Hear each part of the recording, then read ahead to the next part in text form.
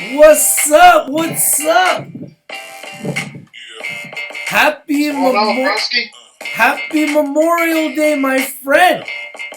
Yeah, Memorial Day to you too. Salute to all of those that died in trying to protect freedom.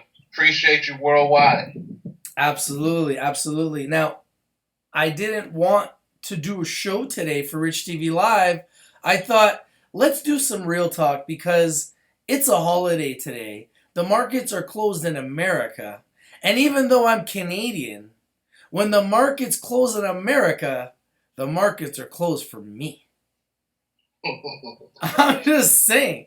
You know what I mean? Like, it just feels like a holiday today, you know? Like, I'm celebrating with my American friend here, Mr. Tony Brownn, who is nice enough to spend some time with me on a holiday. So I'm really, really happy to have you here, Mr. Tony Brownn. How's your weekend been? How's your holiday been, my friend? How's everything going? Everything's going well, man. I ain't got no complaints on my end. Just, sitting out here enjoying the weather. Waving to a few of the boaters going by. So it's nice 72 sunny day out. No complaints. Weekend going pretty well, man. Everything all right, man. How about you? Oh, things couldn't be any better. Things couldn't be any better. I am super, super excited. Now, before we got on the air, we started the debate. Once again, we started the debate. Floyd Mayweather versus Conor McGregor. Now, it looks as though Floyd is running from Conor. Conor has signed on the dotted line with Sousa to do the super fight. So 90% of the fight is done, Mr. Holmes. Right. Now we are waiting for Mr. Money Mayweather. Mr. Money Mayweather. We're waiting for Floyd.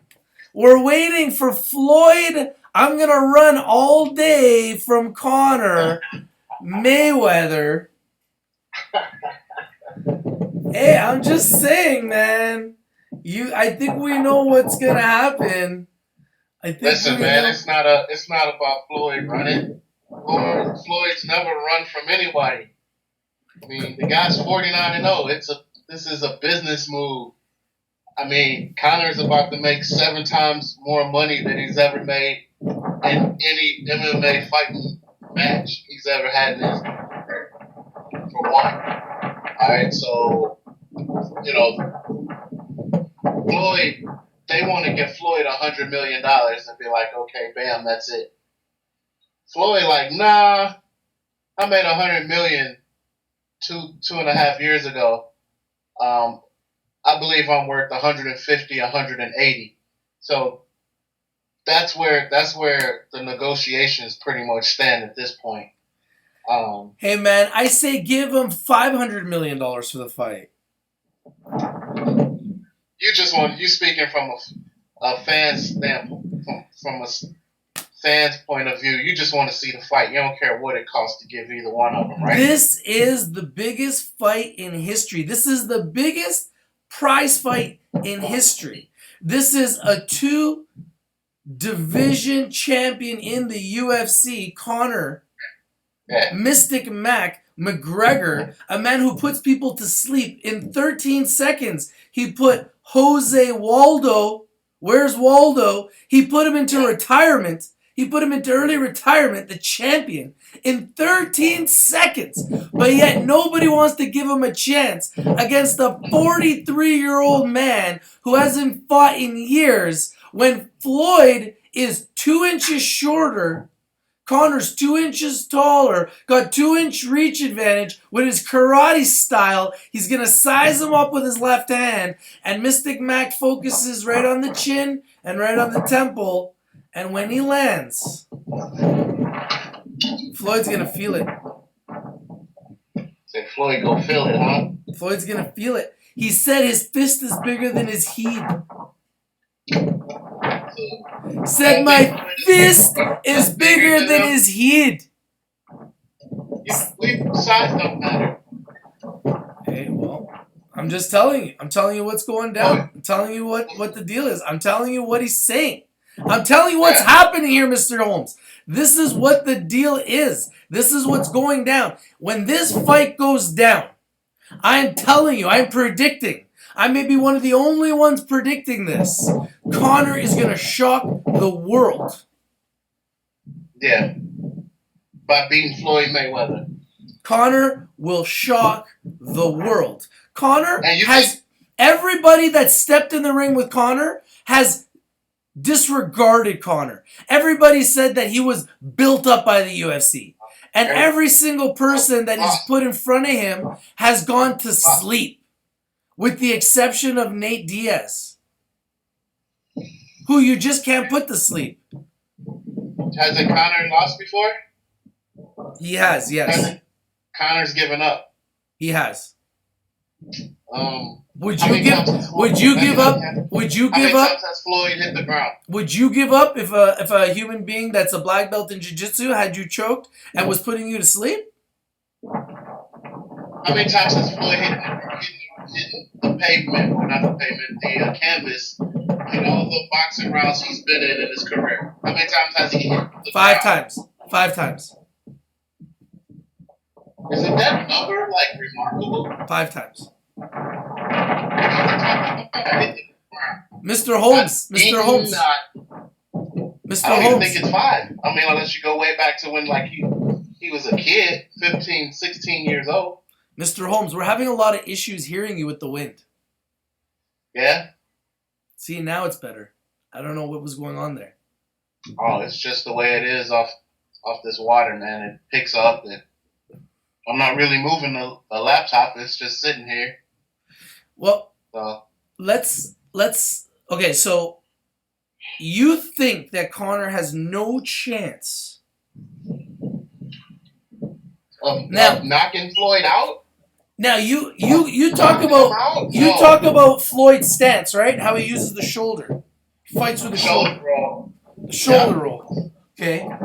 So how is he gonna do that? How is he gonna do that against Conor? Conor's gonna stand there in the karate stance like this with his leg out. Karate stance.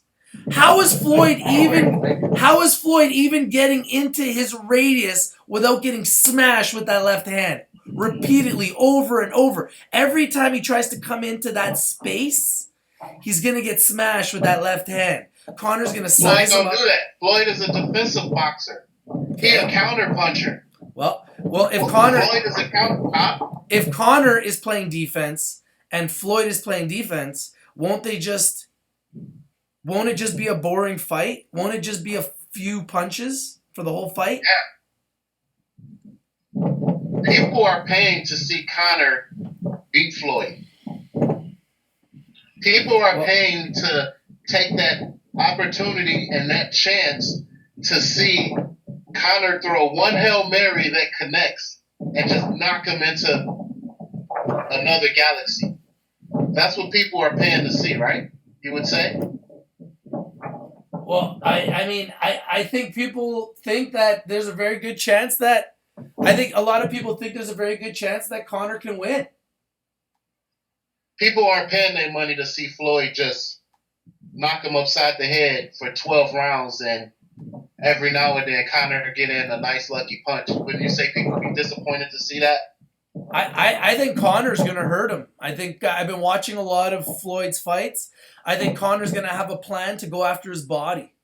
And I think the more he goes after his body, the more he's going to open up for the head. And because Conor's a lefty, if you watch, a lot of the trouble that Floyd has had has been with lefties. And even Floyd himself has said that Conor's 16 years younger than him. Conor's 27 years old. Floyd's 43. Conor fights more than anybody else on the planet. He fights all the time. And so he's conditioned. He's 27 years old, and he's a 2-division champion, and he's been on a long winning streak. He lost to one guy, Nate Diaz, because he made a mistake of going on the ground trying to be on the ground with a guy who's a jiu-jitsu black belt, and Nate put him to sleep and he had to tap. So this is going to be a standing fight. He's going to be in the karate stance. He's going to have his foot way out there. He's going to be like this with his hand to block, and he's going to sit there like this and wait for Floyd to come in there, and Floyd's not going to come in there. You keep talking about his foot being out there. I don't give a damn if his feet are together, if both his feet are out there, if both his feet are behind him. His feet ain't going to have anything to do with it because he's 20% of his game is boxing. 20, maybe 25% of his training is boxing, where Floyd, it's 1,000% since day one. But I just don't think Conor could put in the time to. Conor is probably the best boxer in the UFC. So if you take the best boxer in the UFC and you put him into boxing, how can you... the best? But I don't think the best boxer in UFC could beat the worst boxer in boxing. I just respect boxing more than that. Well, we're about to see, aren't we? You're talking about putting him in against the best. Hey, so the best who's 43 years old. He's not 27. Floyd got more pressure on him than Conor does. If Floyd loses to a guy who's not even a professional boxer and he's the number one, you know how much of a stain that puts on boxing? Exactly. That's why I'm saying. Oscar De La Hoya is all against it. He's like, no, because Oscar's looking at the chance of boxing being stained because it's already on the brink of being damn near obsolete, if you ask me. Exactly, and that's what I'm trying to tell you. That's exactly what I'm... They can't. No, they're not. They can't just let UFC come in and dominate. Like UFC still will be UFC if a boxer came in there, and it's happened before, I believe, where certain guys then went from vice versa. Yeah, guys have come from boxing into the UFC and they just got demolished. Yeah, and I expect that. You know, but I don't expect no UFC fighter to go into boxing. But hold on. Let's think of a player, Herschel Walker. Herschel Walker retired from the NFL, went to the UFC, and he was 3-0. I think in Strikeforce, not the UFC, Strikeforce, and I believe he's 3-0, and he was a monster in the UFC. Yeah. So who's to say that Conor can't be the next big thing in boxing? Off his first match, you automatically get a title shot. Like, well, they gave it to him. Man. They gave it to him. They gave it to him. That's what the people want. We know it's a publicity stunt, but you got to work your way and earn your way up. You know how many people in boxing are pissed off? Like all the people that are in the rankings that are up next to fight them, and here it is, they all get pushed to the side because of this big money grab that basically that's what this is. It's a big money grab. I don't think Floyd ain't finna put any kind of money on the line to risk a loss on his reputation. The number's got to be, if the number 300 million, I think he'll take that stain.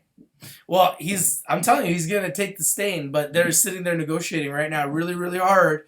And I'm telling you, out of those two guys, the man that's scared is Floyd. No. Neither one of them go get knocked out. That's too much to risk. I'm telling you right now, Conor, when he gets in that ring, he's a different animal, man. Why you ain't giving no respect to Floyd? I've been watching Floyd's fights. His elusiveness is uncanny. His counterpunching is incredible. His timing is spectacular. But I can say the exact same things about Conor.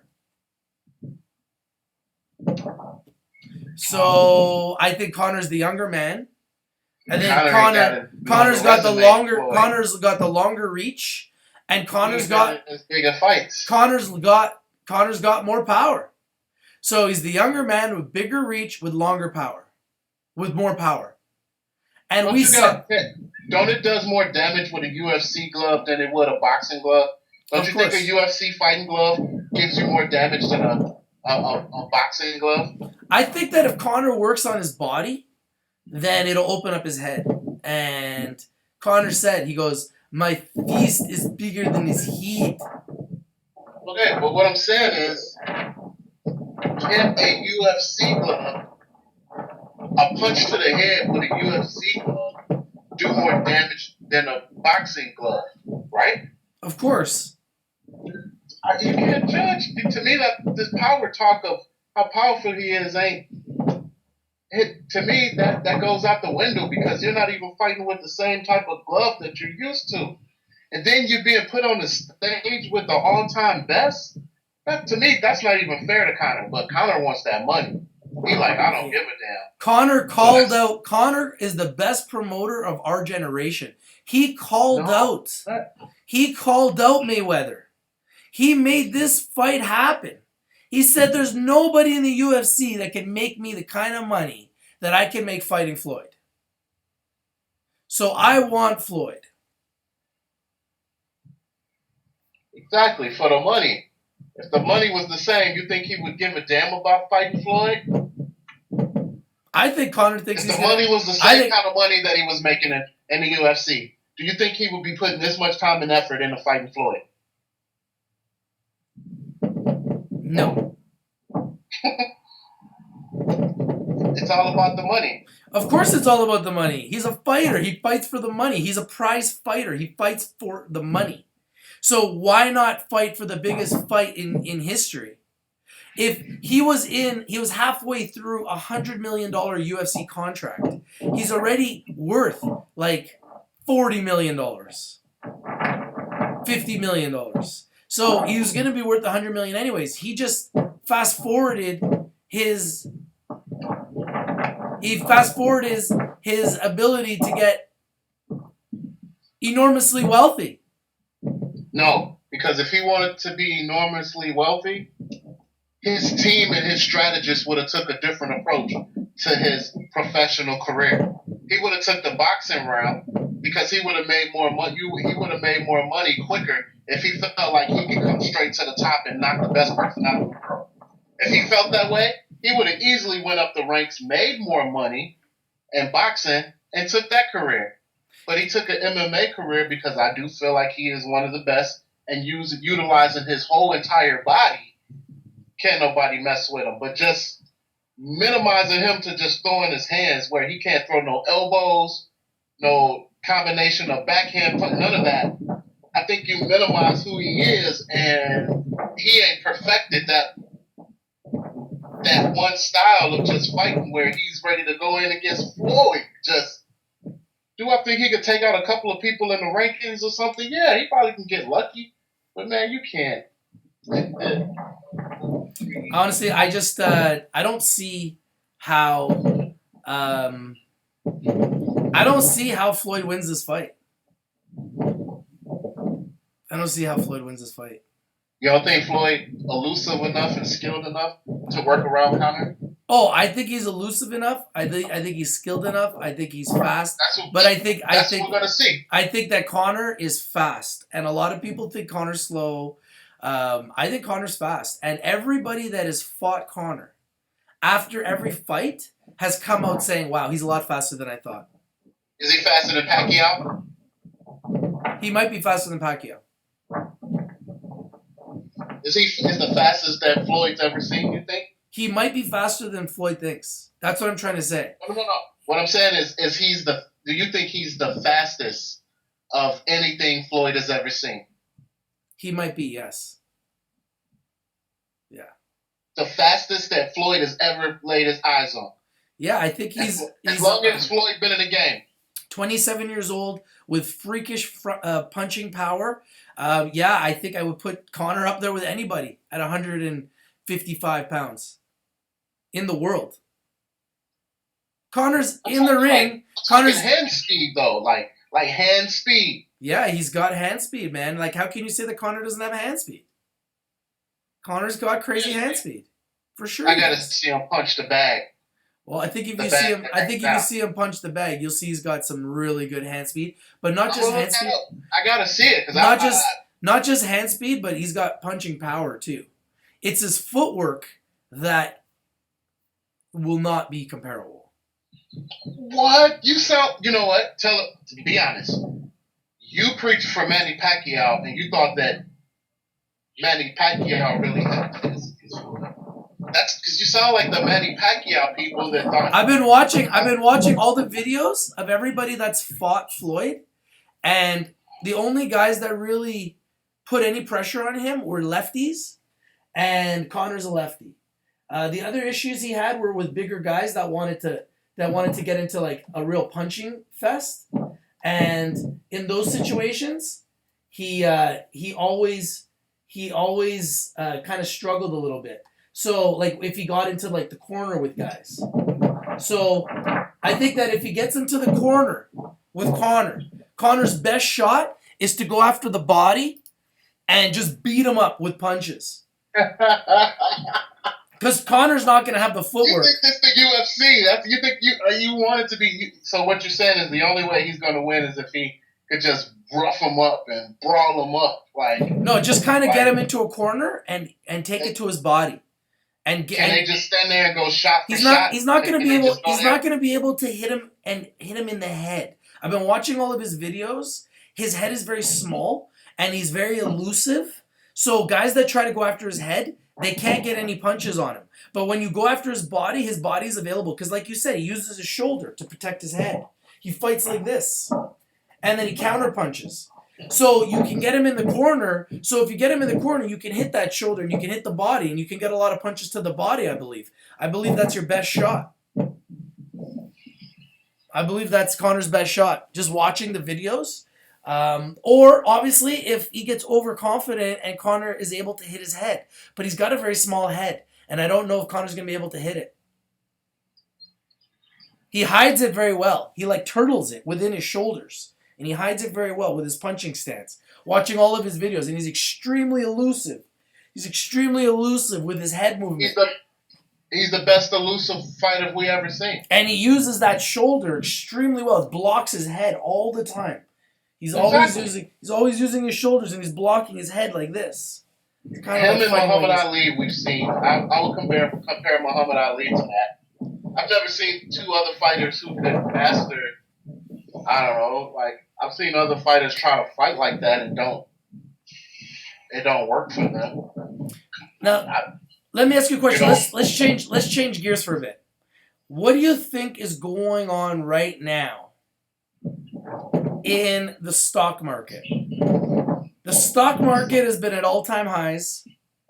Now it's been kind of like last week was kind of like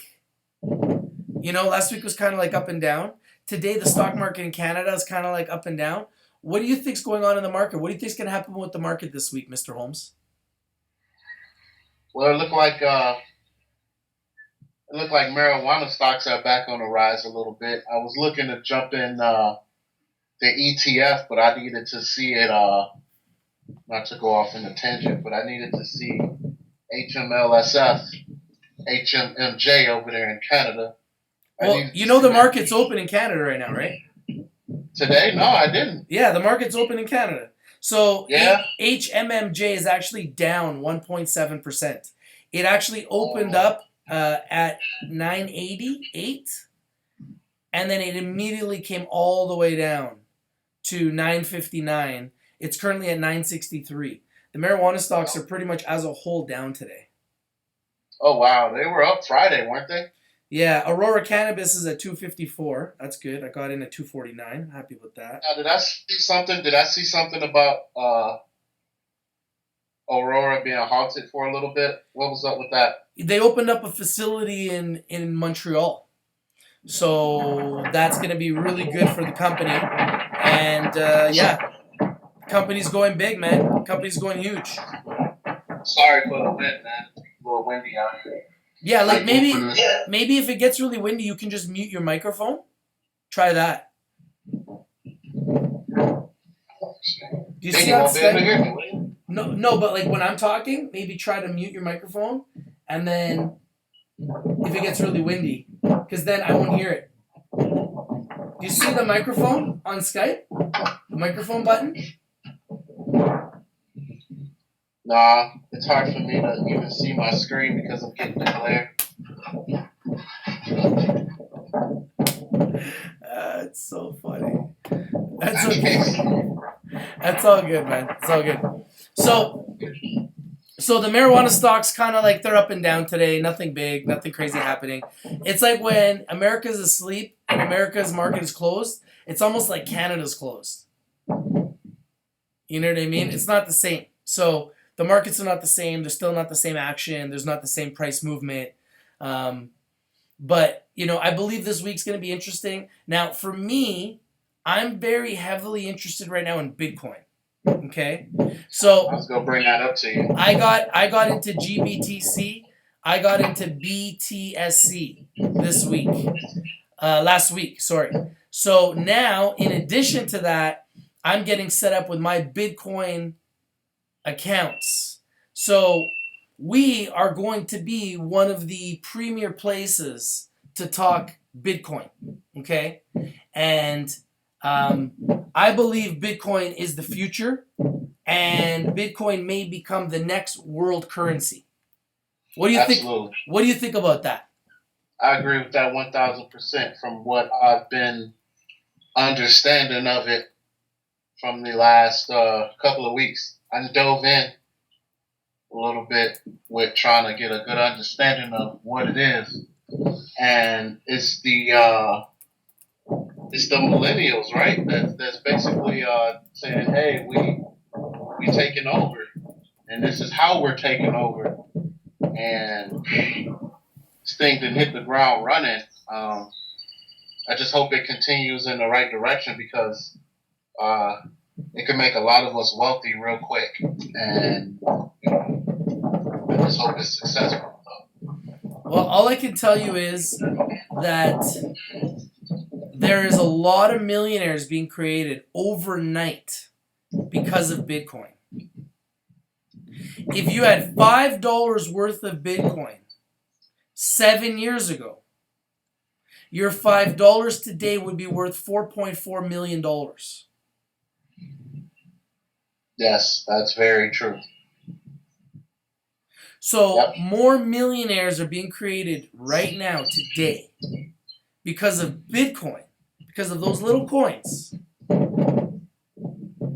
Yeah, the first transaction was $10,000 swap for some pizza down in Florida. So now it just became legal. It just became legal tender in Japan. Sure did. That is absolutely. Is that who's buying it up? Is Japan, you think? I don't know. I don't have all the answers. I just know that it's on fire, and we're not going to miss the boat, my friend. We are always on top of what is trending. And I'm telling you right now, we are setting up our Bitcoin accounts just like we got set up in the medical marijuana industry, and we are loaded up on medical marijuana companies. We are now going to load up on Bitcoin companies. And listen, if you're a Bitcoin company and you want exposure, you can come onto Rich TV Live and we can interview you and we will accept your Bitcoins. It's true. It's true. Let me play some music for you guys. If you're a Bitcoin company, it's true. You now can be a part of Rich TV Live. You can come on the show and we will accept Bitcoins. We've got our Bitcoin account set up. We love you, Bitcoin. And we're all over it. And Mr. Brownn, I'm going to show you how you too can get involved in Bitcoin and how you can become extremely knowledgeable about the Bitcoin industry so that you too can take advantage of the hottest wave that is turning more people into millionaires than anything else on the planet. And trust me when I tell you, Mr. Holmes, you don't get a name like Mr. Holmes for nothing. You need to be on top of what's going on. Oh, I'll have more knowledge next time we get together. So, and shout out to Kenny Lee, man. I'll tell you guys right now, man. We got something special here.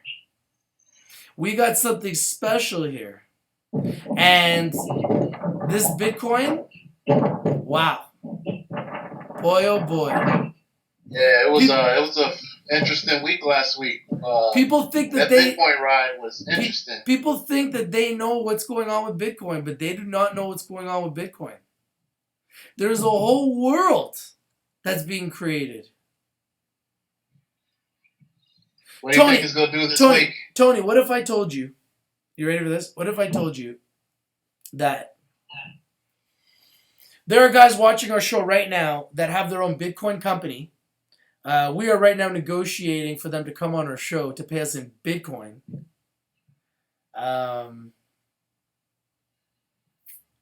The company symbol is UNY. Tony, you can write it down. UNY.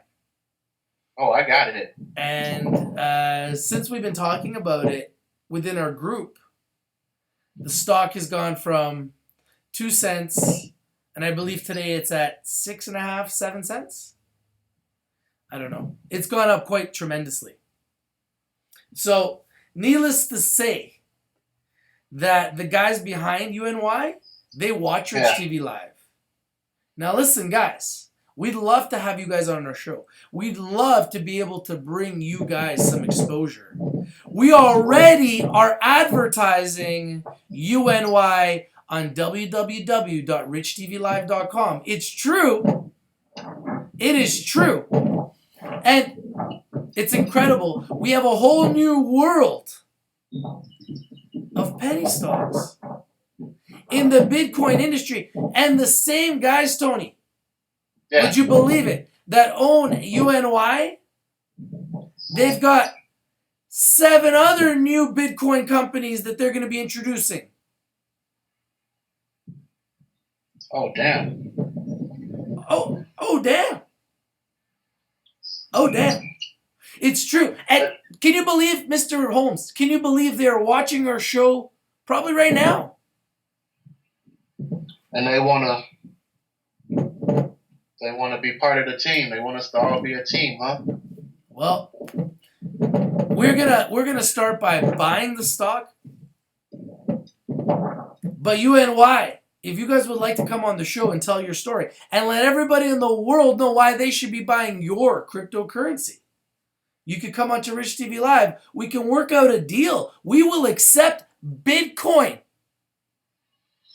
And if you're a public company, we will accept stock. And if you're a private company, we will accept cash. It is true. Now, here on Real Talk, we like to talk about real things. We like to be on the precipice of everything that is trending. Now, what is the biggest sporting event that is going to be happening? It is its own version of World War III. It is LeBron James single-handedly playing against Golden State for the 3rd year in a row. I wouldn't say single-handedly. LeBron James is the NBA. LeBron James is the baddest man in the NBA. Let's be real, okay? He's the Kyrie. No, Kyrie needs to start being mentioned in that same sentence because, to a certain degree, he stepped up in every moment he's had, and he was the closer of the last championship they had in Game 7. I'll give you that. Kyrie is absolutely sick. But if you take LeBron off that team, Cleveland is just another team.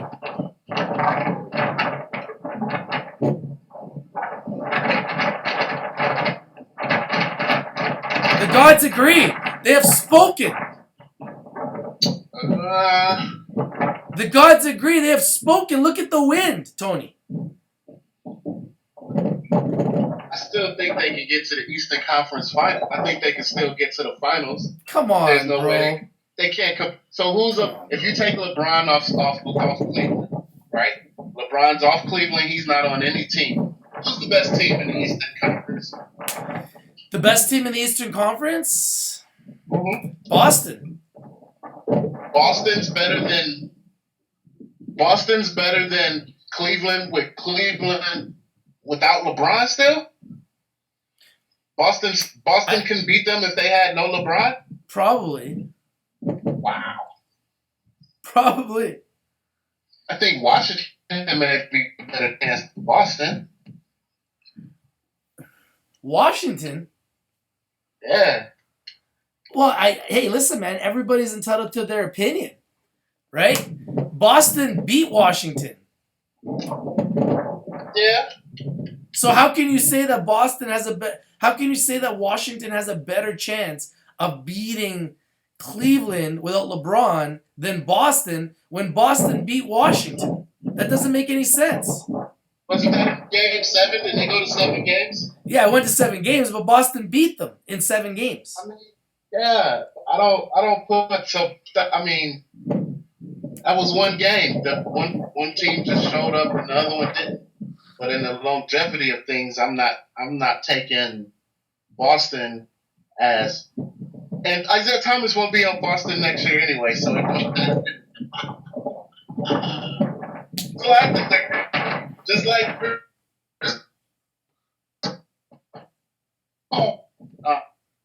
he'll be playing for the Spurs. You know, it's a lot of things that's already starting to take place right now.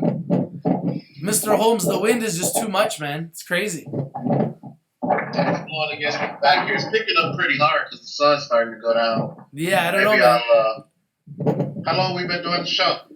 36 minutes, but it's like the wind is really bad, and I think it's affecting our quality.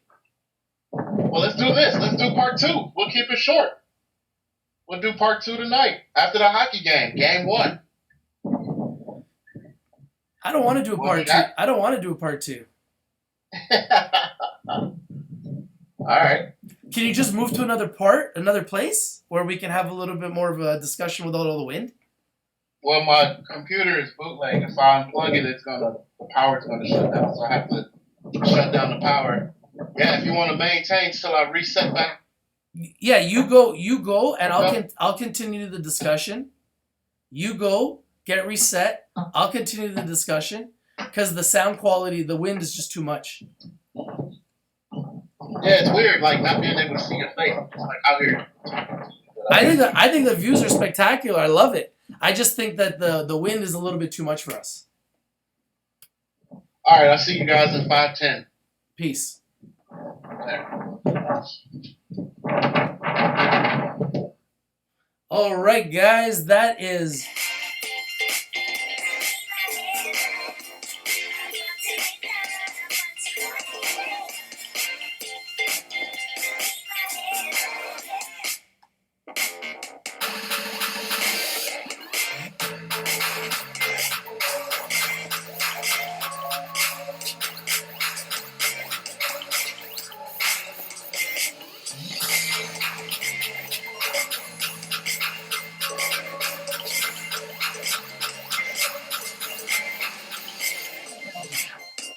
How you people doing?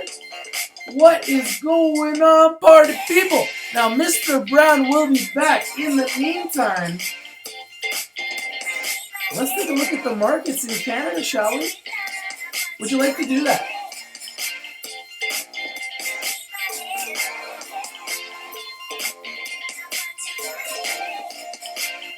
How's your Memorial Day going?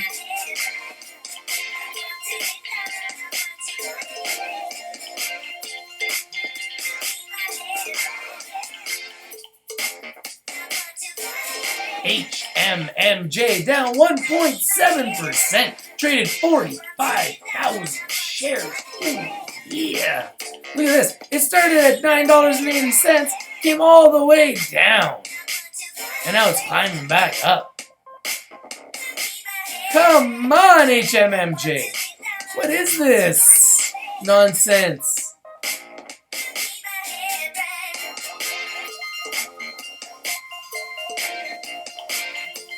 How about Abcan? How about Abcan, you ask?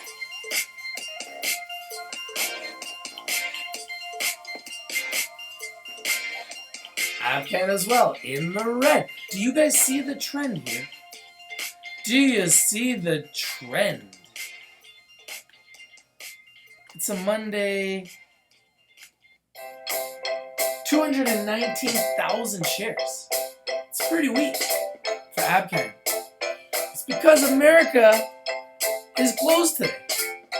So when it's a holiday in America, you see that the markets are dead in Canada. It's pretty much a holiday in Canada too.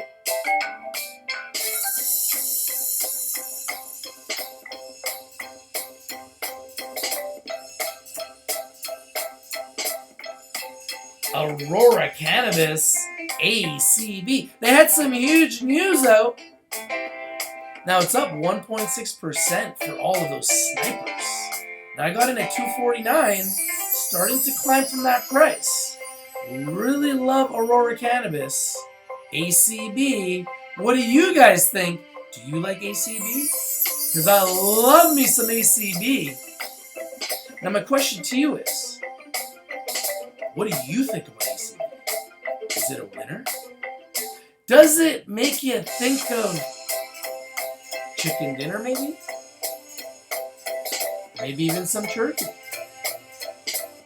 What do you think about ACB? Aurora Cannabis. Another big winner. In the medical marijuana space, a lot of the marijuana stocks have been sleeping. But I'm telling you guys right now, their time will come. And in the meantime, what you need to do is you need to position yourself. You need to find the opportunities that are undervalued, underappreciated, and underexposed, and buy them when they're down, like a ninja, like a sniper. And then when they climb, that's when you sell. It's true. That's what this is all about, is buying low, selling high, being a sniper, taking your money and running. Because look, I bought ABCN at 88 cents. I sold it at 97. Today it's at 96. Did I do a good trade? So far, so good. Now, if this goes back down to 88, I'll buy some more. It's true. That's what I'm doing. That's why you date the stock. You start to understand this little trend. And when it goes down, you buy low. And then when it goes up, you sell high. That's why I sold at 97 and I bought at 88. Right now it's at 96. It might go higher. It might go lower. If it goes lower and it goes back to 88 or lower, I will definitely consider buying it.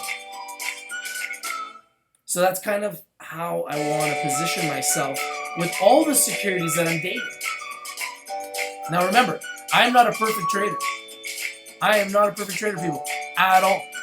Okay? So, Rich TV Live is strictly for entertainment and education purposes.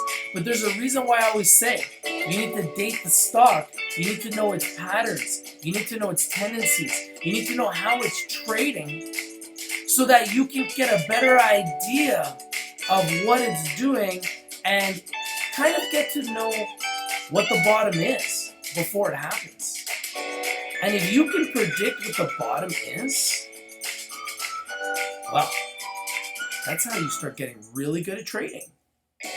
And a lot of you are going to be better trading than me. It's true. A lot of you are going to be way better traders than me.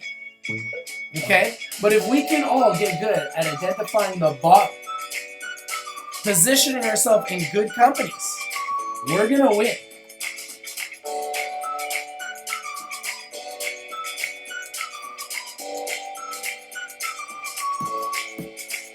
Look at this. Canopy Growth Corp at $7.81, down 2.4%. Look at the volume. 605,000 shares. Not very good volume. Volume is pretty weak because it's a holiday. And look at how all these stocks tricked us. They all took our money. They took all the investors' money because they tricked us thinking they were going to go up because they finished up last week. They tricked us thinking they were going to go up, and then they all went down. See that? See the trick? The high today of $8.06, currently at $7.81. Do you see the trick that gets played in the market? The game within the game that's being played within the market. People are saying they want me to get more technical. I want you guys to understand what is happening here. This gapped up and opened up higher. Look, it opened up at a high of $8.04. It opened up higher than it was on Friday, and then immediately went down. So anybody that bought the stock thinking it was going to go up is already down. This is a classic game that happens in the market, where the shorters wait for you to buy as high as possible, and then they immediately short the stock right down. That 30%, that 30-cent gap is worth a lot of money to a shorter. Okay? So understand there's a game within the game, and we have to all get better, including myself and you at home. We all got to get better at learning the game within the game. There's a game happening within the markets. There's a game within this game happening between the longers, the buyers, the positive thinkers, the optimists, and the pessimists, the negative thinkers, the people that are just the shorters, the haters, anybody that wants stocks to go down, okay? Now, keep in mind that most hedge funds are 50% long, 50% short. So they're protected on both sides. So when a stock is going down, those are the days when they're shorting and they're pulling out their money when they're shorting.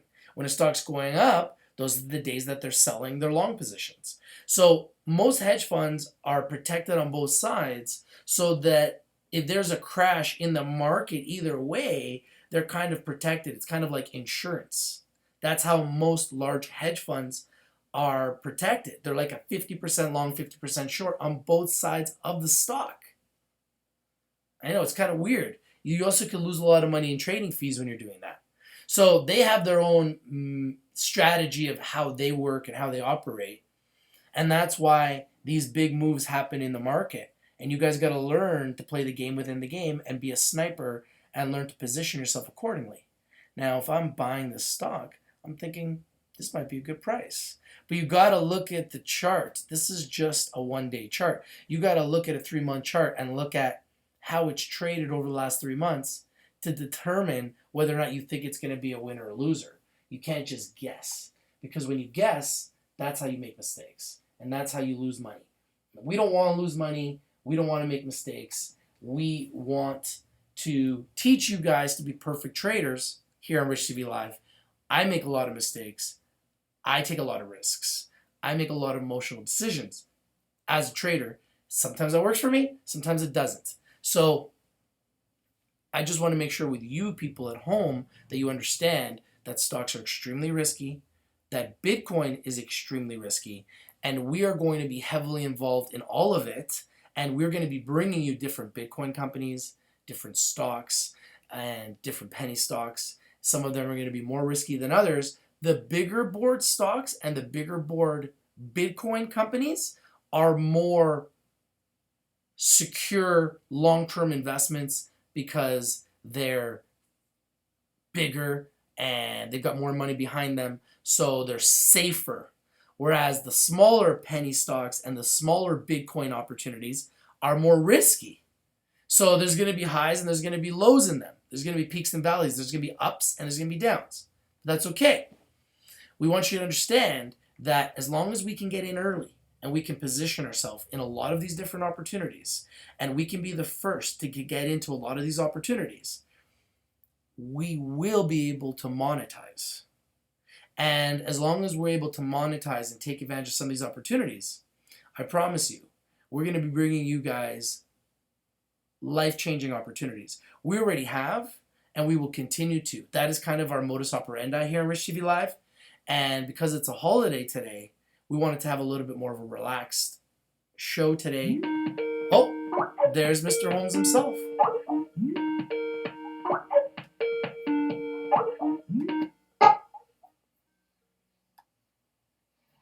Mr. Holmes. What's going on? So I was just telling the people about some of the Canadian stocks. So most of the marijuana stocks are down, and it's just like a blah day. Maybe a good sniper day to buy some stocks. Aurora Cannabis, ACB is up a little bit, ACBFF in America. But other than that, most of them are down a little bit. So it's kind of like a blah day. But I'm expecting some serious fireworks tomorrow. And yeah, man, I'm just really heavily excited about Bitcoin.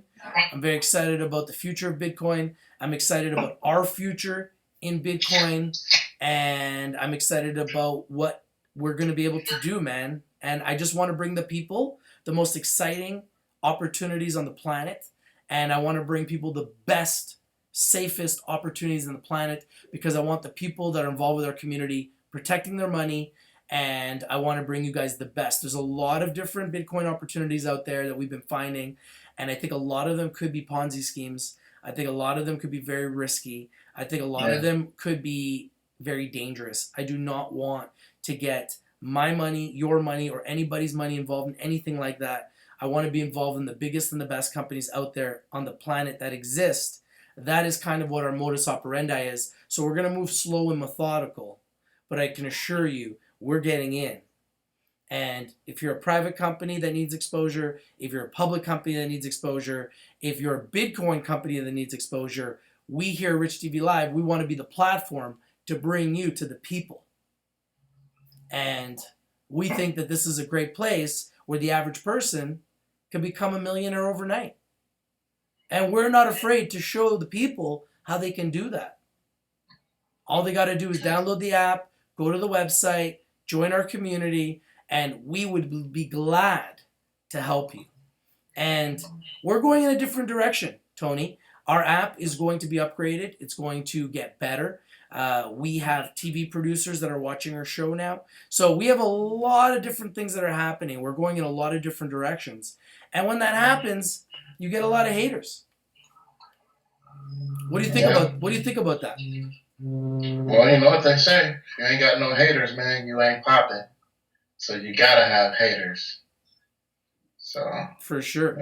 If you don't have any haters, that means you're not doing something right. That's what I've always been taught, and it seemed to work with me. And we do a good job of maneuvering through them. Gotta let them do their job. So I let them do their job. That's how I look at it. What do you classify the guy in the room right now with his messages? Oh, I didn't even read it till just now.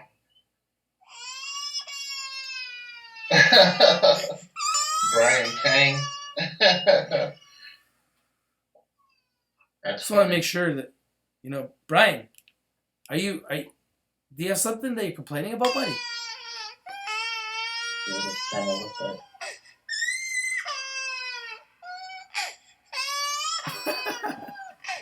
He think he's a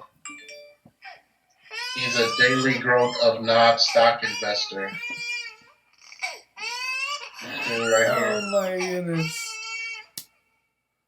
Oh my goodness. So I just wanted to make sure that I gave him the credit he deserved. We have to give the credit to people that they deserve, Mr. Holmes.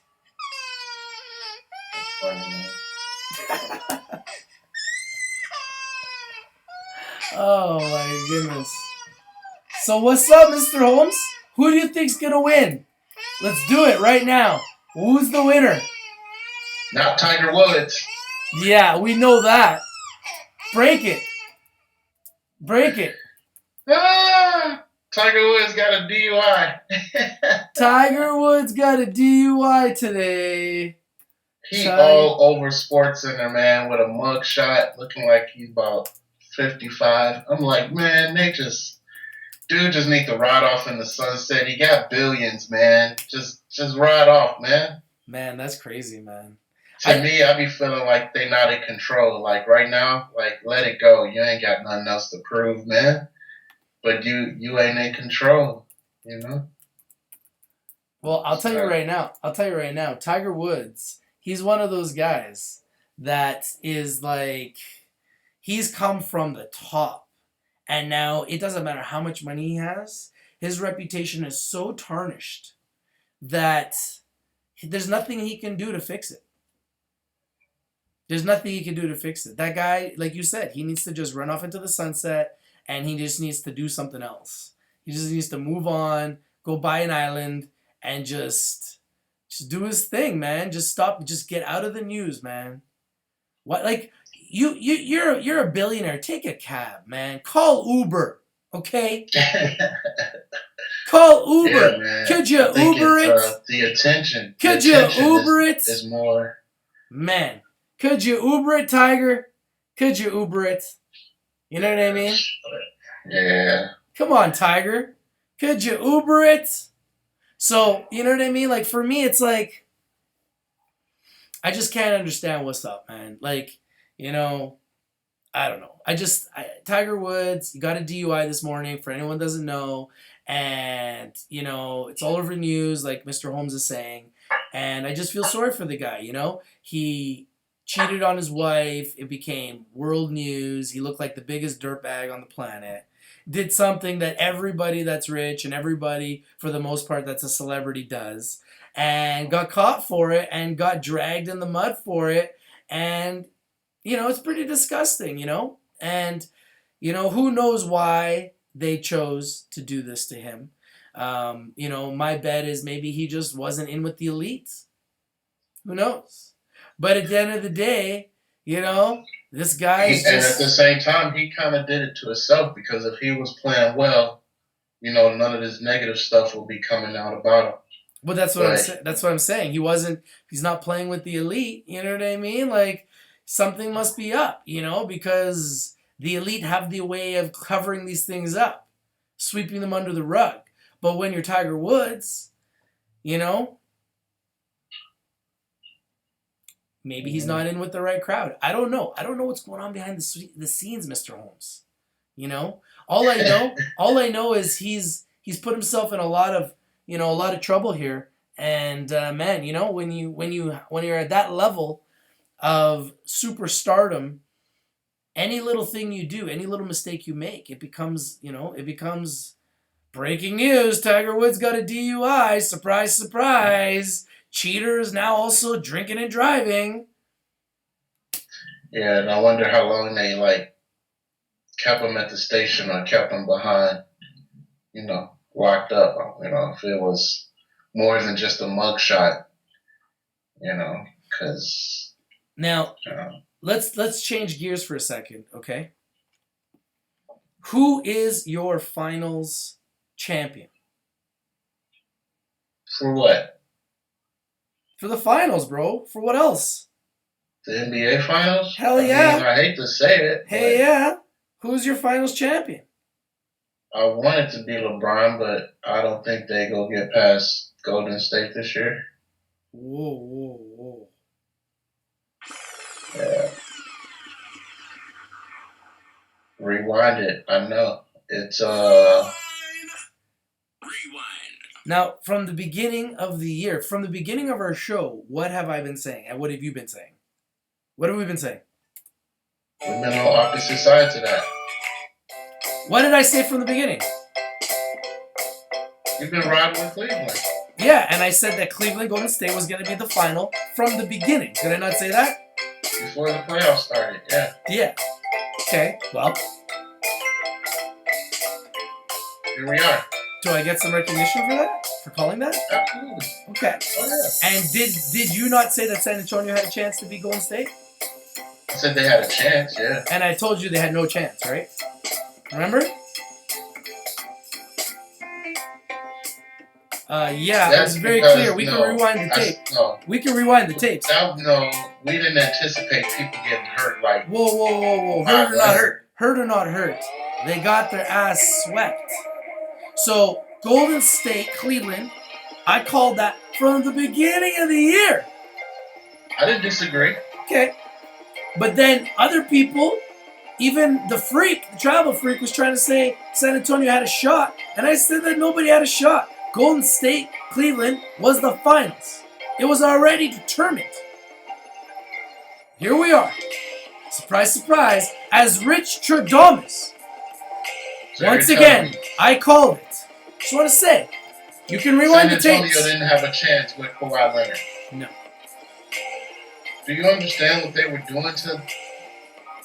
They were going to win one game. Golden State was going to make some adjustments. And Golden State was going to kill them. Golden State is the best team ever assembled.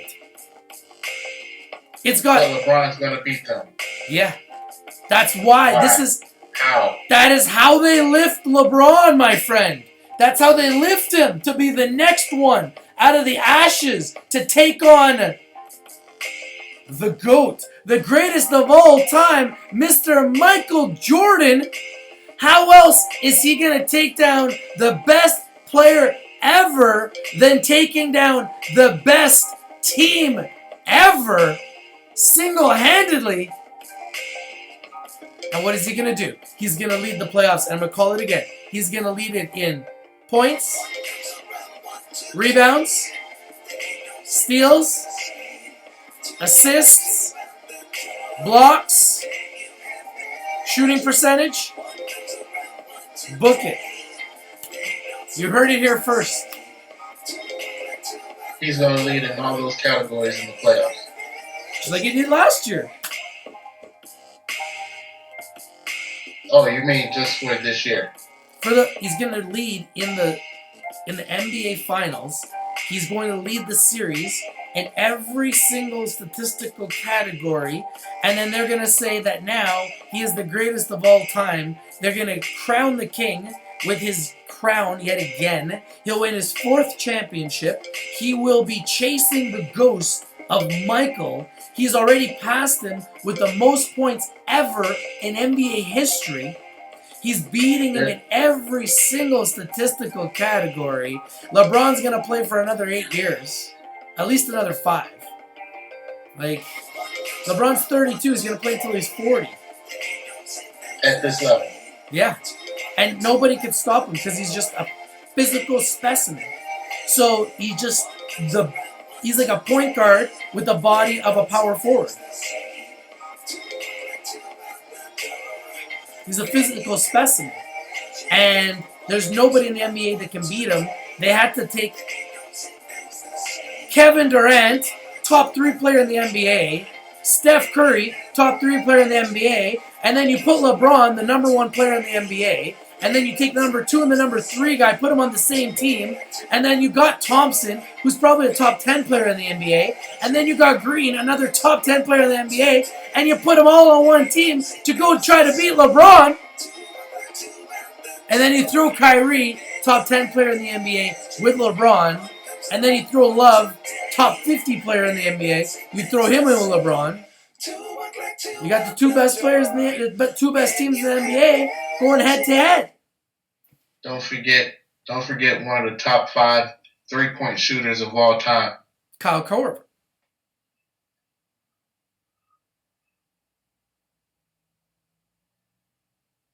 Yeah, so Korver obviously is going to be like, he's there.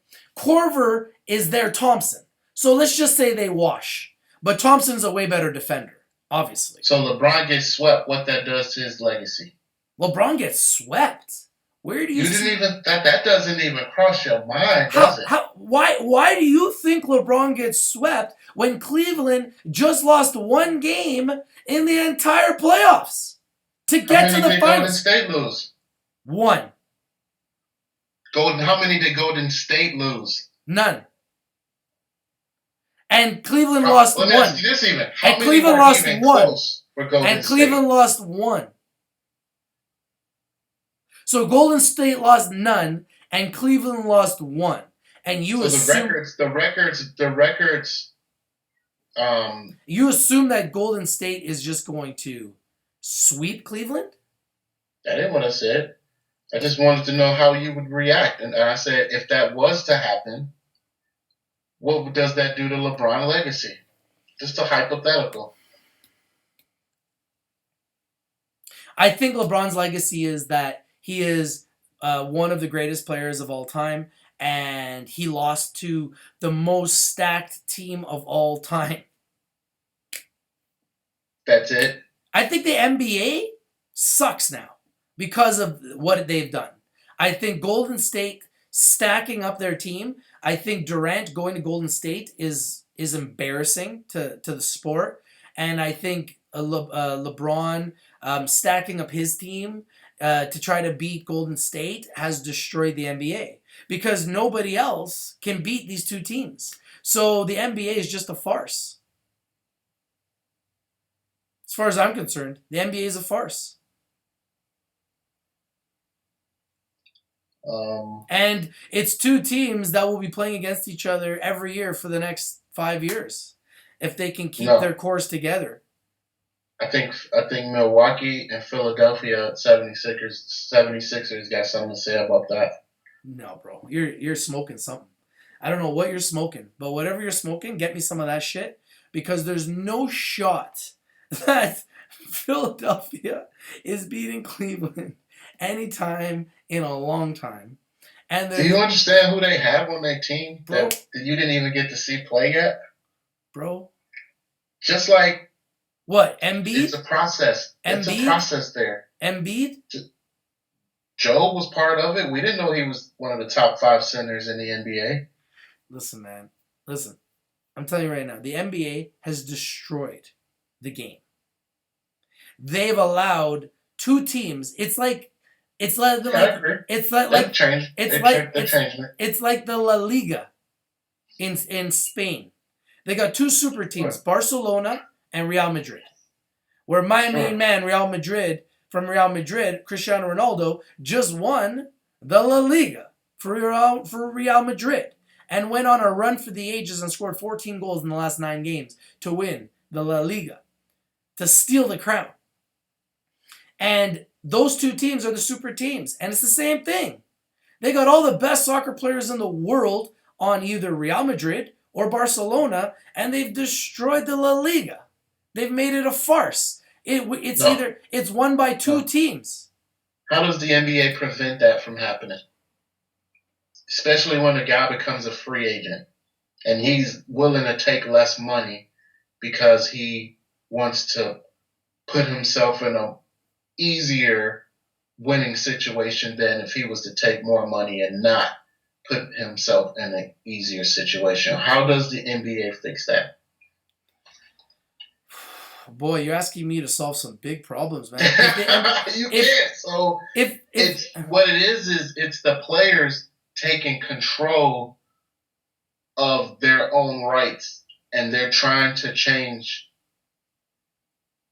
the way the league is being viewed, which is hurting for fans because people like me and you want to see some of that talent spread out so more teams can be competitive and we can talk about more teams that have a chance. But they're looking at it like that's not their concern, because they look at it like, at the end of the day, y'all not going to judge me for being competitive. You're going to judge me for how many championships I got. And you're not going to even, because I don't know who do we really judge as having a flawed championship? It's almost if you got one, you got one, but we don't really look at them as a true champion. Who and what sport? Well, San Antonio won that one year where it was like the half season.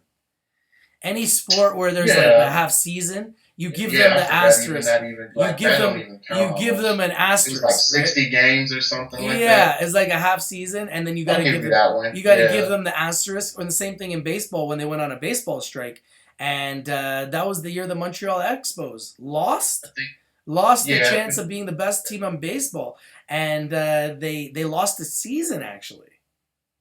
That was a farce. Call strikes. That was a farce and a half, and they brought in all these fake players to play baseball. That was a disaster.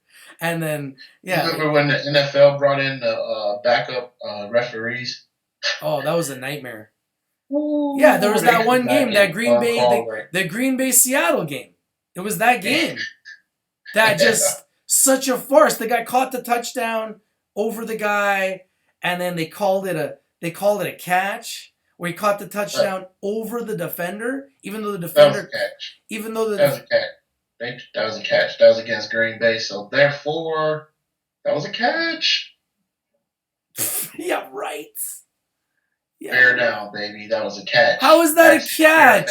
If you play football like I play football, how the hell is that a catch? I'm a DB. How is that a catch? He was right there. So is the DB. The DB had it in his hands. The other guy was holding it on top of the DB while the DB was holding it too. They both had their hands on the ball. And they gave the touchdown to the receiver. Why? Tie goes to the receiver? Where's that rule? Like, I'm not a referee, but as a defensive back, I was a defensive back and a wide receiver in high school. So playing both positions, I could see how as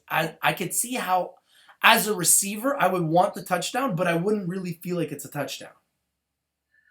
Do you understand what I'm saying? As a DB, I feel like that's more my ball. Why? Because the guy's coming over. Because the guy's coming over my back. Oh, so it depends on how. Because he's affecting me. Because of how he got to the ball is what matters. Well, yeah, because he's impeding my ability to catch the ball because the guy's affecting me. It's pass interference. The guy's coming over my back. He's affecting me from catching the ball. That's pass interference. I'm catching the ball. Guy comes over my back, affects me from catching the ball. Now, he has a piece of the ball, and I have a piece of the ball. That's pass interference. I've got the better position to the ball than that guy does. See, it's kind of hard to make that call, like, at that split second in I'm just saying, that was a backup referee, and that was the reason why they got a collective bargaining. It was a backup referee, and that was why they had the collective bargaining agreement. Because in most football circles, that should have been an interception. The NFL referees would have called an interception. I don't know. I'm telling you. Watch it again.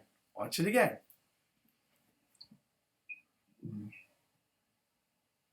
All controversial calls that are against Green Bay should go against Green Bay. What else is trending? Anything else that's trending and that's in the markets? Anything happening in the world that we need to talk about? Let's follow the light. Let's talk about positive stuff. But is anything else that's trending that we need to talk about before we say goodbye? We've been live for 1 hour and 11 minutes, my friend, on a holiday. And I know people want to spend time with their friends and family, so we don't want to take too much time. And I want to go out and enjoy this beautiful day here because the weather's absolutely gorgeous. And it's pretty much a holiday here in Canada because you guys can see the markets are sleeping. So what else is going on, Mr. Holmes? Anything else you want to talk about? You guys know that I think that Conor's going to knock out Floyd. He's going to shock the world. He's going to knock him out. What else? What else is going on? We talked about Bitcoin. You know I love Bitcoin. You know I love marijuana stocks. What else? What else is trending? Anything else? Well, yeah, it sounded like that's hockey. What he was covering. Hockey. You talked about hockey. You talked about hockey. So I say Cleveland's going to win. You're saying Golden State's going to win? Is that what's going on here? Well, I feel like Golden State will go ahead and pop them, even though. So I'm gonna say Cleveland in 7. Yeah, I'm gonna say Golden State in 6. Okay, it's live now. I hope I'm wrong. All right, let's write this down. Let's write this down. So it's news. So Mr. Holmes says 6 or less. Says Golden State in 6 games. Rich says Cleveland in 7 games. Also, put this down next to me. Kyrie Irving will lead the team in points, not LeBron. Okay, Mr. Holmes. Mr. Holmes. You said LeBron's going to lead in every statistical category. And I believe you said that with the intent of him doing it for both teams. Oh, for both teams, just like last year. No, okay, for one, that's totally wrong. But that's my opinion. My opinion is LeBron will win in every. Yeah, I know. And I'm telling you right now that Kyrie Irving is going to lead Golden State or Cleveland in scoring. LeBron averaged 28. Kyrie averaged 30, 31. But LeBron will have about 28, 29. He'll have maybe a breakout game, but Kyrie Irving is going to be the man that's leading in points. LeBron should lead in every other statistical category, though, because he going to dominate the ball.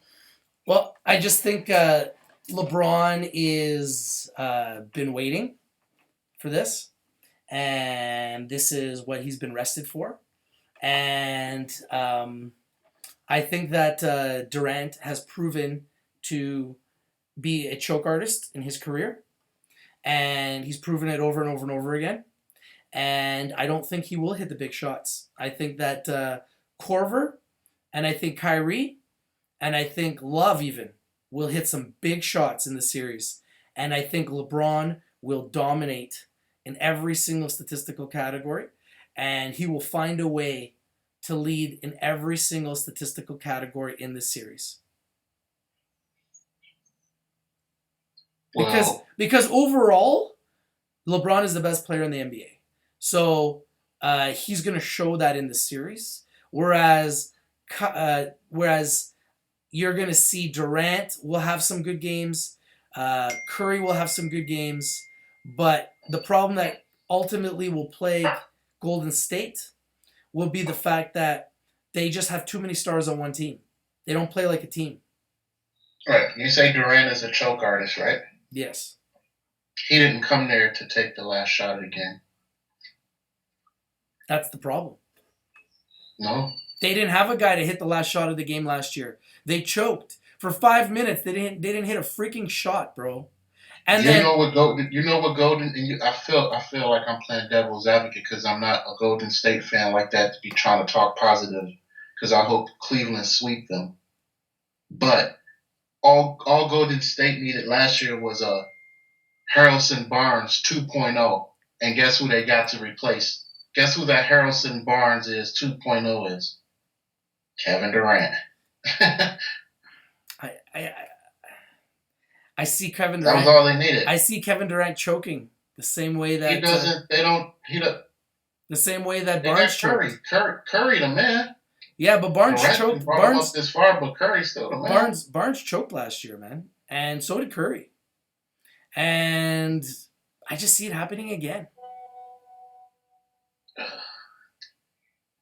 They're a shooting team. They're going to drop 2-0. They're a shooting team. So if they start missing their shots, you know what I mean? Like Cleveland's going to be playing some really good defense on them. So who's going to guard JaVale McGee? Tristan Thompson.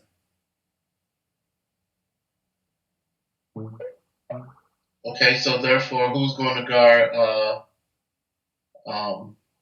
Jaja? Nobody cares about Jaja. He starts.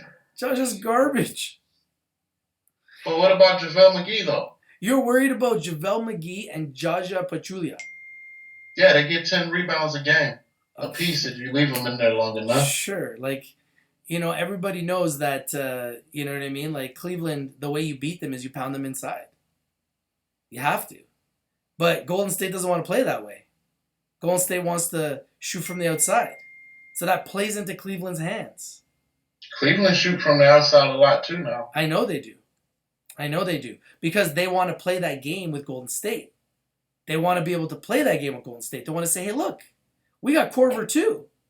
Exactly. You got Thompson. We got Korver. You got Curry. We got Kyrie. Last year, Kyrie was the one shooting in Curry's eye, if we remember correctly. And Curry was choking, throwing the ball behind his back, panicking. Yep. And I'll tell you right now, Durant ain't never won nothing. So I have a feeling that Durant's going to panic, and he's going to choke, and he's going to start shooting those jump shots like he did. You don't think he's hungry? He's hungry. Of course he's hungry. Just want to taste it because he's like the only one on the floor that hasn't tasted. You don't think Durant will play with a different kind of... Of course he's hungry. You just don't think he's motivated by any means? Of course he's hungry. But at the end of the day, you have to understand, just because you're hungry doesn't mean you're going to deliver. And that's what I'm saying. And I'm just saying that I think this is LeBron's time. Curry's a young guy, and you know what I mean? This is not Durant's time. I think this is LeBron's time. Now, Durant could have a series of the ages, could average 40 points a game, and could steal the show, and could win the MVP, and I hope he does.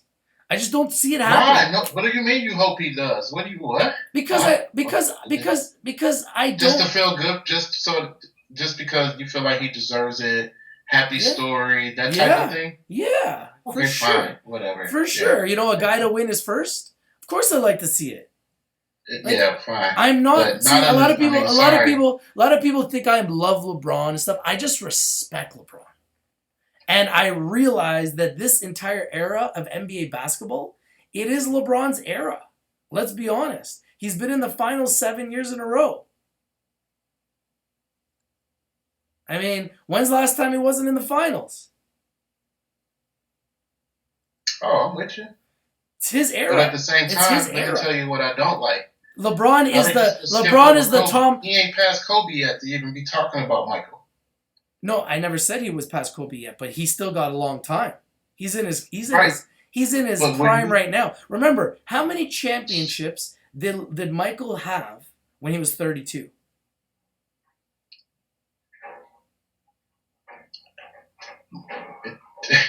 Two. I'm not having that conversation. I'm gonna tell you why. Two. Because I feel it's disrespectful to Michael Jordan to keep comparing or bringing up LeBron's name with him. Like, you gotta start with Kobe. Why does everybody say that? Because LeBron ain't ready to be in the same conversation with Michael Jordan. Yes, he is. Oh my God. Yes, he is. No. Yes, he is. Okay, so he already passed them in points all time in NBA playoff history. Yeah. So how can you say that they cannot be in the same conversation? He's won 3 championships. He's been in the final 7 years in a row. He's back in the final again this year, so this could be his 4th. So if he wins his 4th... For one, he has you got me playing devil's advocate again. For one, he has an overall losing record in finals. He's 3-4. It's okay. So if he wins this year, right? He's got a losing record. Second of all, Michael Jordan has been to 6 finals. Okay, so that's about the only edge that LeBron, and I give LeBron. This is LeBron's 8th consecutive streak. This is LeBron's 8th. 7 straight. This is LeBron's 8th. I'll give him that. This is his 8th. This is LeBron's 8th finals. Okay, I'll give him that then. I'll give him 8. Buddy, he's in rarefied air, bro. Another statistic where LeBron is. Hold on. How many more? Hold on. How many more? How many more is he going to go to with Cleveland? If he don't win it, it don't matter to me. Of course it matters. You can go to 10 consecutive. You can be the Buffalo Bills all you want. He's not the Buffalo Bills. He's not the Buffalo Bills. He's not the Buffalo Bills. He's won 3 championships. Buffalo has won 0. Buffalo's won 0. So you can't compare it. You can't. It's not even fair to compare him to the Buffalo Bills. What happened to the other 4 times you've been there? What do you mean? If you're so great, you're not supposed to have an overall losing record in the finals. Right now, he's trying to be 500. Hey, you know what? Everybody's writing their own legacy. LeBron's legacy is different than Michael Jordan's. But what I'm trying to tell you is... Michael Jordan's is on a higher plateau than his. Because Michael Jordan's legacy right now is over. LeBron is in the prime of his career where he still has 8 years left. First of all, do you realize Michael Jordan never played in the Game 7? Hey, I'm telling you right now, Michael Jordan was great in his own right. But just as equally as Michael Jordan was great in his era, LeBron is equally great in his era. That's what I'm trying to say. So you can't say that LeBron can't be in the same conversation as Michael, because I think LeBron is already in the same conversation as Michael.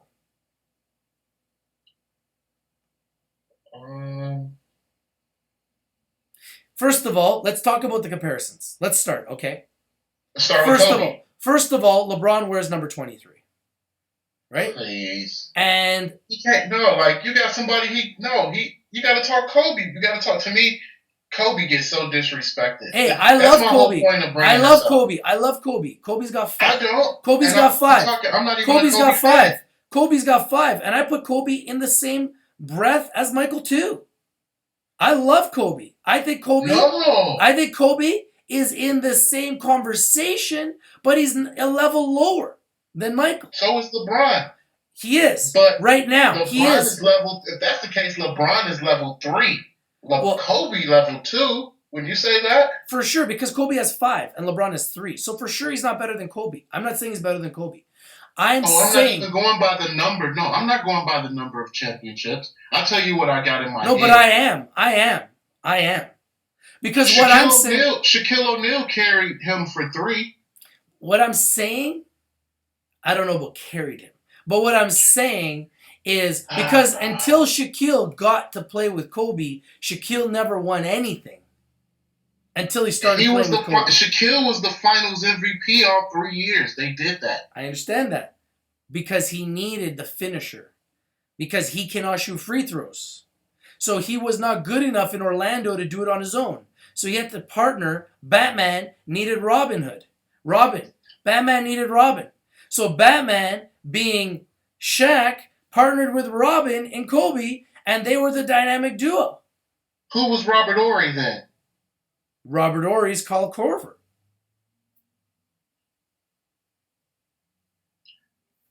Robert Horry got 7 rings. Did you know that? No, I know. Because Robert Horry was a smart guy that played on a lot of winning teams, and he was smart at picking the right teams at the right time, especially in his older years, and he kept winning championships. And he's a really good player too. And big shot Bob. And he just hit the big shots. And he could do everything. He was a very versatile player. He could hit the big shots. He could play inside. He could play outside. He was a very versatile player. Now, the reason why I like LeBron and I respect LeBron so much is he beat the best team in history last year. So I had to give him respect because they were the best team in history last year. And now they're better than they were last year. They didn't have Draymond Green. It would have been different if Draymond played. So now it is LeBron with Corver, a better version of last year's championship team, playing against Golden State with Durant. So it's going to be fun, man. Now, let's change gears for a second. What's going on in hockey? You said that there's a game on tonight. What's going on in hockey? We got to talk about game one. Oh, man, I can't talk hockey like you. When it comes to hockey and baseball, I can't. But I know it's game 1, ain't it? The Tennessee against no. Pittsburg? Nashville. Nashville? Yeah. Yeah, I'm watching that. I watch all championships. So, interested to see that. You got that guy who used to play for Canada y'all traded. Can't believe I did that shit. They had the special on ESPN. I was learning a lot about that. PK Subban, man. That guy's a PK, beast. man. I bet he was the man up there, huh? That guy is a beast. They did an hour special on this dude, and I said, man, hold on, man. I bet Rich know this dude probably in and out. Like how the hell did politics get in the way of y'all letting him go out of the fucking country? They didn't want him in Montreal anymore. They made him the GOAT. Yeah, that's crazy. So we'll see if he get a championship. If he win a Stanley Cup, that's going to make an interesting story right there. Well, I think it's very possible. I think it's very, very possible. But I think this is Sid the Kid's time. I just think that they're too good. I think this is Sid the Kid's time, and I just think they're too good, personally. Listen, I forgot where I was. I forgot when we were talking. But we were talking during the Hockey All-Star game. And I remember saying, like, damn, it's a brother out there. And that's the name you spit. A dude right there. PK Subban. His hair was up. Huh? PK Subban? Yeah. Yeah. Because during the All-Star game, he had his hair all wild. Like, yeah, he's a flashy guy. He's an Sonic the Hedgehog. He's an entertainer. PK Subban is an entertainer. He's a funny guy. He's a flashy guy. Yeah. I like him. He's an entertaining guy. He's got a little bit of personality. He's got some charisma. So it's nice to see a guy that got kind of exiled as the problem in Montreal. And he's now in Nashville, and he's got the last laugh. He's in the finals. And I would love to see them win it. But I still think this is Sid the Kid's time. You know, he's got the superstar team. He's got Kessel. He's got Malkin. He's got himself. And he's just got a deep team. And I just think that Pittsburgh is just too good. And I think this is their time. And this is their opportunity for Sid the Kid to show, like, if you notice what's happening with sports, is the stars are really starting to shine brightly in sports. Cristiano Ronaldo is winning everything in soccer. Okay? LeBron James is winning everything in basketball. That's why I think he's going to win. And they're trying to build him up to be the next one. It's all about marketing, okay? And they're building up to be the next Michael. And four championships gets him pretty damn close. And you look at hockey, Sid the Kid has won 2 championships now. And this is his chance to win his 3rd. And he's got a superstar team. He's got the superstar goalie. They got the superstar team. They got Letang on defense. They're just loaded. And it's all about, this era of sports is all about the superstar. Cristiano Ronaldo won the Euro. He won the Champions League. He just won the La Liga. He won the Ball d'Or. He's winning everything. Like, it just seems too fishy. It seems to me like it's all rigged. All major sport is rigged, and it's all about money. And why would you want Cristiano Ronaldo winning the Euro? Because he's the number 1 followed person in social media in the world. Number 1. So if you're a Euro and you're FIFA, don't you want Cristiano Ronaldo winning everything? That's selling you t-shirts, that's selling you soccer balls, that's selling you your brand, that's selling you video games, that's selling you everything with this man's name on it. Isn't that what it's all about? That's what it's all about. So isn't it amazing if LeBron wins the championship? Doesn't that force Kevin Durant and Curry to come back again and try to beat him again? Maybe next year they get somebody else. Who else do they need? Now they need a big man. Who's the best big man in the NBA? Oh, let's throw Buddy from the Clippers. Oh, I didn't tell you DeMarcus Cousins going to the Celtics? Yeah, let's throw some DeMarcus Cousins on, Golden State. Forgot to tell y'all that out there. Let's throw some of the biggest and best players in the world all on the same team to try to beat LeBron. Because back in the day when Michael was playing, there wasn't all these teams stacked up to play him. It was Stockton and Malone trying to beat Michael. It was Barkley trying to beat Michael. They couldn't beat him. That's why I tell you that right now, LeBron is the NBA the way that Michael was the NBA in the 80s and 90s is the way that LeBron is the NBA right now. And everybody's stacking up to try to beat him. Like, you give yourself no room if he loses. Well, let's not change gears for the basketball. Let's go back to hockey for a second. Who do you think is going to win the hockey? I think Pittsburgh's going to win. I think Pittsburgh's going to win. Who do you think's going to win? I don't know. Let's document it. To be honest. Let's document it. We'll just make a guess. Let's document it. I'm going to pick Pittsburgh in 7. Pittsburgh in 7. I'll go Tennessee in 5. Nashville Predators. Nashville Predators in 7. In 7, you said? 5. Oh, in 5. Wow. Yeah. Wow, you going for Subban there, eh? My goodness. You loving Subban.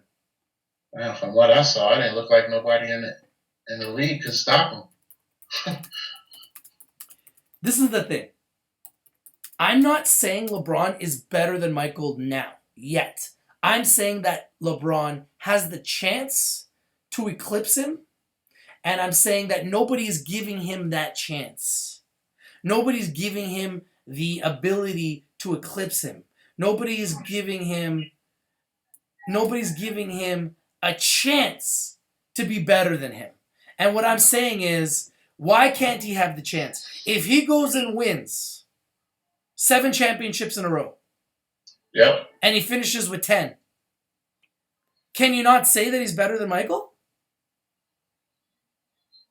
Let's say something more realistic, though. No, well, why is that? Why is that not realistic? He's got that he wins 7 in a row. He's got 3. So if he wins now, that's 2 in a row. So he's got 4. And let's just say that he picks up another 5 after that, or 6 after that. He ends up with 10. Why is it not realistic? He's got Kyrie. He's got Corver. He's got Love. Who's to say that next year they don't pick up DeMar DeRozan or Kyle Lowry? And they start stacking up their team even more too. Why won't they? Okay. What's realistic is, say for instance, he wins the next 3. Right? Yeah. Because he ain't going to be in his prime that long to realistically win the next 7 or the next 10. But I do believe he'll be in his prime realistically enough for the next 3 to 5 years. So I'm going to say the next 3 years, he wins 3 more, including this one. He wins this one and he wins 3 more. Whatever. Say he wins 6 rings. He's tied Michael Jordan with 6. Right? Yeah. He's still not better than Michael Jordan. Okay, so if he has 6 and Michael has 6, but he's been to 10 championships, he's got all of Michael Jordan's records, he owns them all. So now he's got as many championships as Michael. He's been to more championships than Michael. He's broken all of MJ's records. And you're still saying that you can't put him at least at par with him?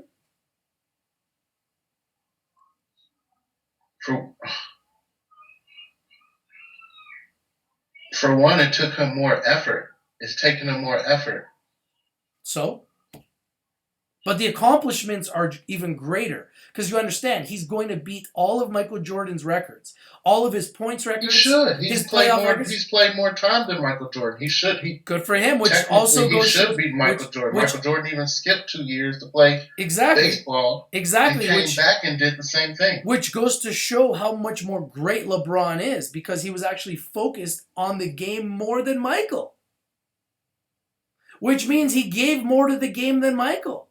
Which means so LeBron got the capabilities to step away, you think, and do something else and come back and still dominate? No. I think he's given more of his focus and his life to basketball than Michael did. Michael was golfing. Yeah. Oh, yeah. Michael was golfing and playing baseball when he should have won another 2 championships. Yeah, I agree. At the prime of his career, he could have had 8.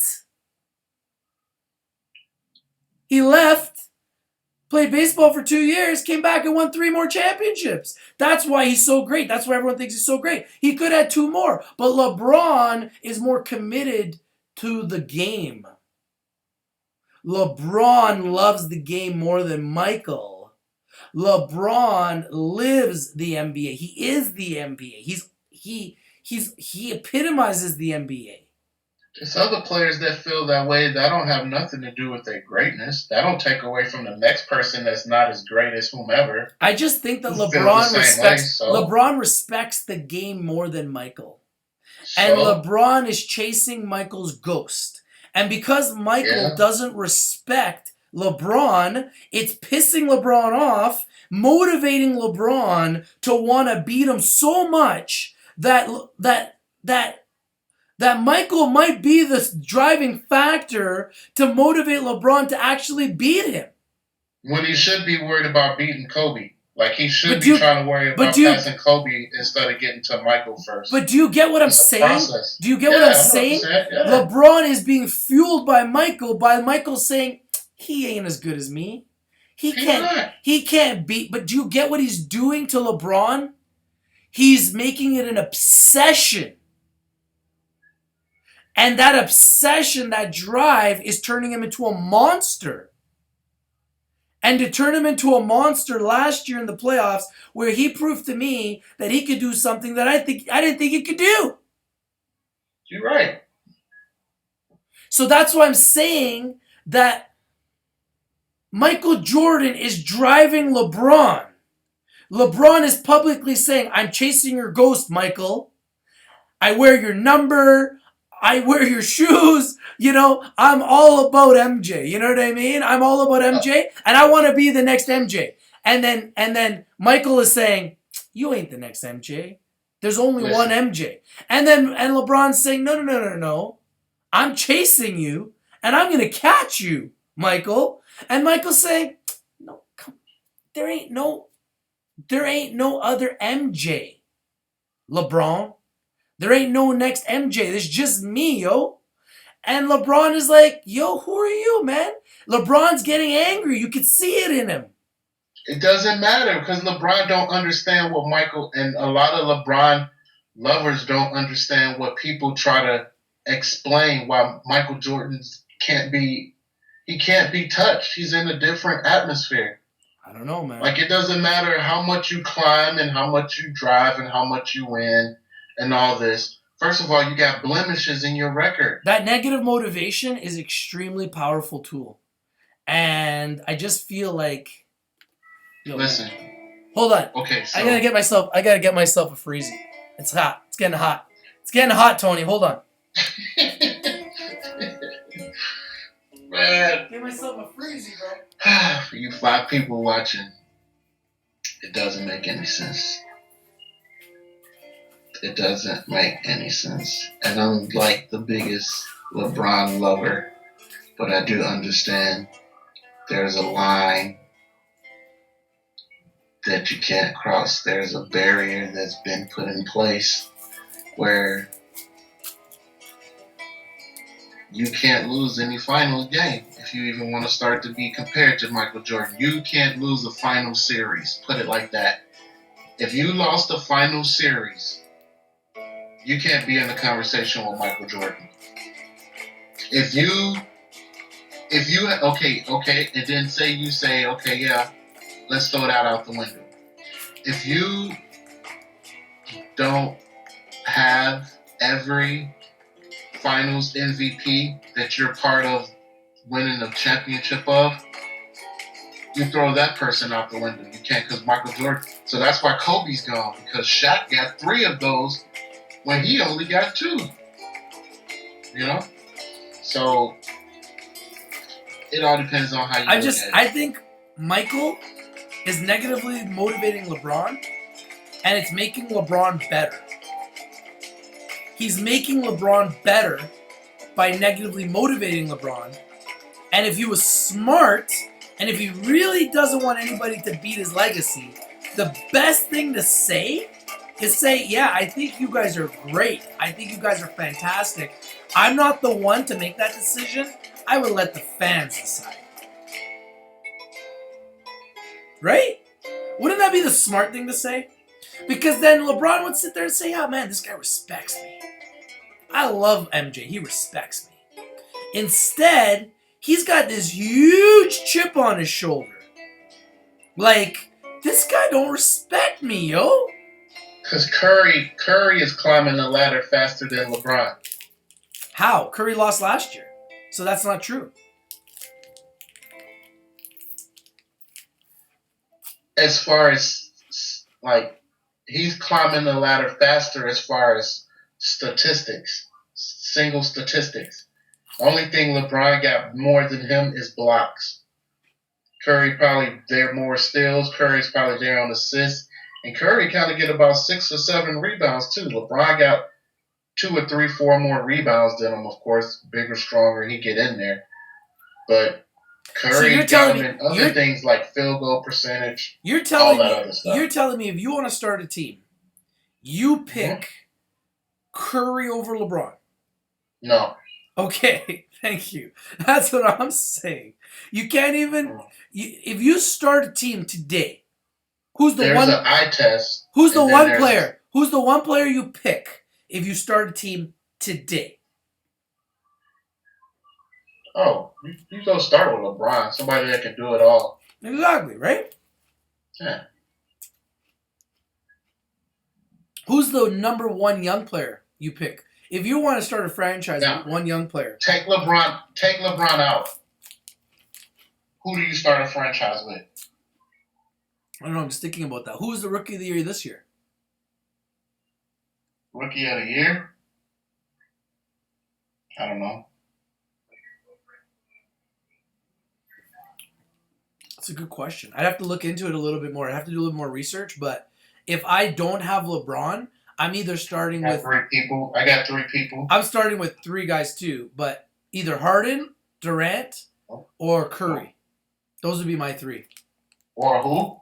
Curry, Harden, Durant, or Curry, or Westbrook, Those 4. Harden, Durant, Curry, Westbrook. Those are the 4. That's funny. I'm picking none of them. Who you picking? I'm picking Big Cat out of Minnesota. Big Cat out of Minnesota? Yeah, what's his name? Are you talking about Kentucky. you talking about Wiggins? No. You're talking about the big Dominican boy, Towns. Yeah, I'll pick Towns. Karl Anthony Towns. He's a beast. Yeah, he's a beast. I will probably do Kawhi Leonard. I ain't even a Kawhi Leonard fan, but I gotta respect that he can do everything. I know you're gonna say the freak. I'll probably pick Giannis. Yeah, I knew you were gonna say the freak. I knew it. Yeah. Yeah. To start a team, you gotta be able to fill up the stat sheet. Where I can't pick Harden because he's gonna be a defensive liability. So is Curry to a certain extent. But you talking to other people I named as like first, second team all defensive players. So. All right, my friend. Well, I think that's enough. We've been live. We've been live for an hour and 46 minutes. Yeah, it's funny. A lot of people ain't gonna probably watch this till later on this evening because everybody out enjoying the day, which they should be. That's okay. Get ready. So when everybody get in, hope y'all had a good day. Grill outs, cookouts. We'll get back to our normal, regularly scheduled program tomorrow. Normal stocks, back to normal. In the meantime, thanks for watching. Visit Rich TV Live. Don't forget to subscribe. Click that like down below and comment on the show because all we do is bring you entertaining videos. We like to talk about sports, stock, and trending topics. And we love Bitcoin. I promise you, we will be the leaders of Bitcoin. Just like we are the leaders of marijuana stocks. And get ready. Our app is about to go psychedelic. We're going to make it about 1,000 times better. It's true. It's true. My friend, have yourself a happy Memorial Day. Thank you, man. Appreciate it. You too, man. All right, my friend. Be safe. Have fun. Have a great trading week. And we'll get a couple games in. We got a hockey game tonight. We got the basketball starting on Thursday, I believe. So, man, exciting time, man, for sport. You know it's an exciting time for sport. Let's get these finals on the road. Best of the best. All right, my friend. Thanks for watching, everybody. Happy Memorial Day. We'll see you soon. This is Rich. This is T. Brown, Mr. Holmes. Peace out, man. Peace. We'll see you guys next time. Later.